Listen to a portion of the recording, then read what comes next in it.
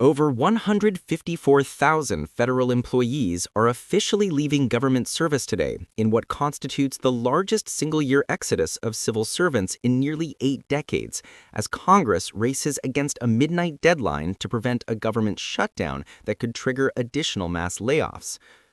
The resignations mark the culmination of the Trump administration's controversial deferred resignation program, which offered federal workers up to 8 months of full salary and benefits while on administrative leave if they agreed to voluntarily exit by September 30th. The program, initially presented to more than 2 million federal employees in late January, was designed by the Department of Government Efficiency under then-advisor Elon Musk and represents the cornerstone of President Trump's push to dramatically reduce the federal workforce. Unprecedented workforce reduction. The departing workers represent approximately 6.7% of the federal civilian workforce and come from agencies across government, with particularly notable impacts on scientific and regulatory functions.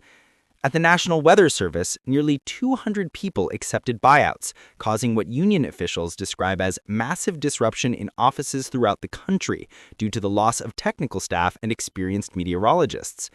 Nearly 4,000 NASA employees took the buyouts, prompting warnings from union leaders about losing some of the most brilliant engineers and aeronautics scientists in the world. The Department of Agriculture's Agricultural Research Service lost roughly 1,200 employees, about 17% of its staff, including a scientist specializing in rapid detection of fungal toxins in grain elevators, expertise that union officials say cannot be easily replaced. Don Moynihan, a professor at the University of Michigan's Ford School of Public Policy, warns that the most significant impact will be the brain drain of experienced civil servants.